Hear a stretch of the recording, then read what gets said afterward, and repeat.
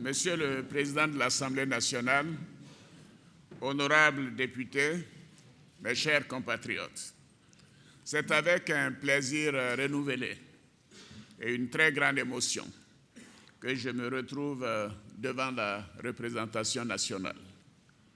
Je voudrais, Monsieur le Président de l'Assemblée nationale, vous remercier de m'accueillir à nouveau dans votre prestigieuse institution au lendemain de la première séance de la nouvelle législature, la séance inaugurale que vous avez tenue hier.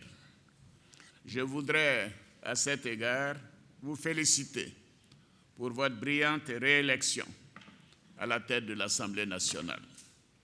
Elle constitue la reconnaissance et l'important travail que vous avez accompli durant votre premier mandat à la tête de cette honorable institution. Je voudrais également, honorables députés, mesdames et messieurs, vous adresser mes félicitations pour votre élection ou votre réélection suite aux élections législatives de décembre dernier. Je profite de l'occasion pour vous adresser en ce début d'année, Monsieur le Président de l'Assemblée nationale, honorables députés, ainsi qu'à vos familles respectives et à l'ensemble de vos collaborateurs, mes vœux sincères de santé, de bonheur et de prospérité pour l'année 2017. Je forme également des vœux de bonheur et de prospérité pour nos compatriotes, ainsi que de succès dans nos objectifs de paix, de sécurité et de développement de notre chère Côte d'Ivoire. Honorables députés, comme le disait tantôt Monsieur le Président de l'Assemblée nationale, il y a environ 3 mois, plus exactement le 5 octobre 2016, j'étais ici à l'Assemblée nationale pour présenter l'avant-projet de loi portant constitution de la Troisième République. Vous avez accueilli favorablement ce projet et vous l'avez adopté à une large majorité de 239 voix sur 249 votants. Cet avant-projet devenu avec votre vote, projet de loi, a été plébiscité par le peuple souverain de Côte d'Ivoire lors du référendum du 30 octobre 2016, par une écrasante majorité de 93,42% des suffrages exprimés en faveur du oui. Les Ivoiriens ont ainsi démontré leur volonté de tourner la page des crises successives que notre pays a traversées. La nouvelle Constitution est entrée en vigueur depuis sa promulgation le 8 novembre 2016, consacrant ainsi la naissance de la Troisième République. La Constitution de la Troisième République vient renforcer la paix et la stabilité politique dans notre pays. Elle consacre la création de nouvelles institutions de la République et le renforcement de celles qui existent déjà. Comme je l'ai indiqué à l'occasion de mon message de Nouvel An à la Nation, il nous faut maintenant mettre en place les nouvelles institutions. Vous venez d'élire hier, lundi 9 janvier 2017, l'honorable Guillaume Kibafori-Soro comme président de votre auguste Assemblée à l'occasion de la séance inaugurale de la première législature de la Troisième République. Je vous réitère, Monsieur le Président de l'Assemblée, mes chaleureuses félicitations et vous souhaite une excellente législature à la tête de cette honorable institution. Monsieur le Président de l'Assemblée nationale, honorables députés, chers compatriotes, la Constitution du 8 novembre 2016 prévoit en son article 53 un exécutif composé du président, de la République, du vice-président de la République et du gouvernement. L'article 56 de cette même Constitution stipule que le vice-président de la République est élu au scrutin de liste en même temps que le président de la République. L'élection du président de la République étant intervenue en 2015, avant la promulgation de la nouvelle Constitution, les dispositions transitoires autorisent le président de la République en exercice à nommer le vice-président de la République. La Côte d'Ivoire est un pays de droit, un pays démocratique, où le peuple exerce sa souveraineté par ses représentants élus que vous êtes.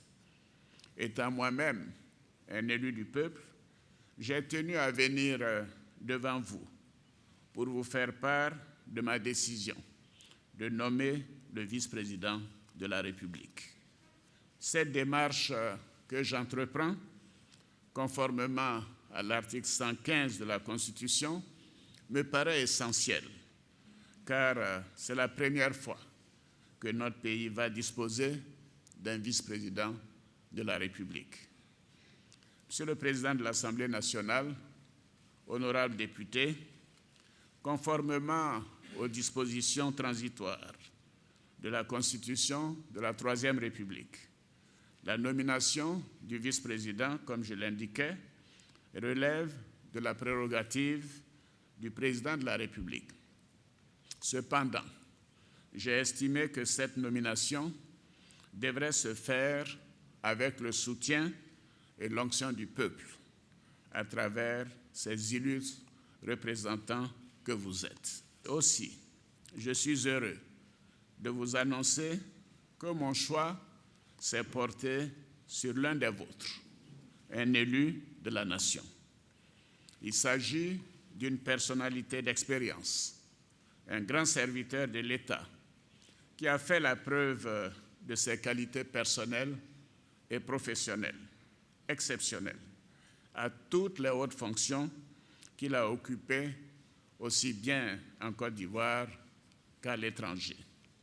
C'est un travailleur infatigable, un collaborateur loyal, un homme de dévouement, un patriote, un grand serviteur de l'État qui aime profondément notre pays. Honorables députés, mes chers compatriotes, la personnalité sur laquelle mon choix s'est porté pour occuper les fonctions de vice-président de la République est M. Daniel Kablan-Duncan.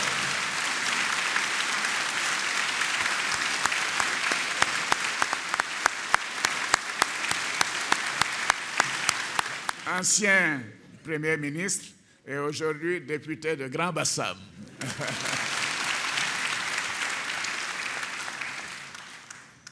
Monsieur Daniel Kablan-Duncan est un brillant économiste qui a occupé successivement de hautes fonctions dans l'administration ivoirienne, à la Banque centrale des États de l'Afrique de l'Ouest, à la Caisse nationale de prévoyance sociale, la CNPS, et en tant que ministre d'État et Premier ministre dans plusieurs gouvernements dans notre pays. Grâce à son action à la tête du gouvernement sortant et aux réformes qu'il a entreprises, notre pays a enregistré des résultats exceptionnels dans tous les secteurs et reconnu aussi bien en Afrique que dans le monde entier. Daniel Kablan-Duncan, toute mon admiration et toutes mes félicitations.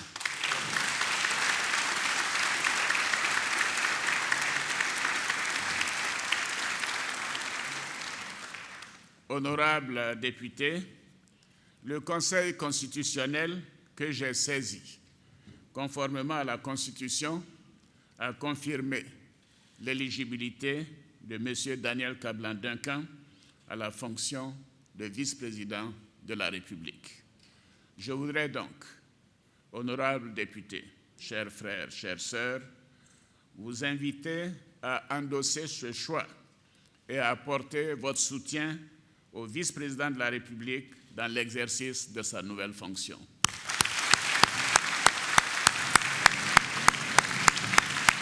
Avec cette ovation, dès mon retour au palais présidentiel, je vais signer le décret nommant Daniel Kablan-Duncan, vice-président de la République de Côte d'Ivoire.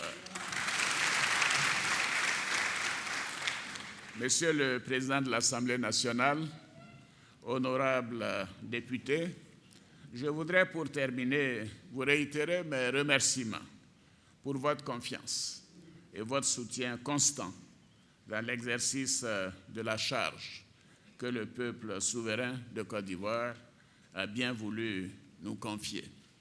Je vous réitère à chacune et à chacun de vous mes vœux les plus chaleureux de santé et de bonheur pour la nouvelle année. Je vous souhaite bien évidemment une excellente législature.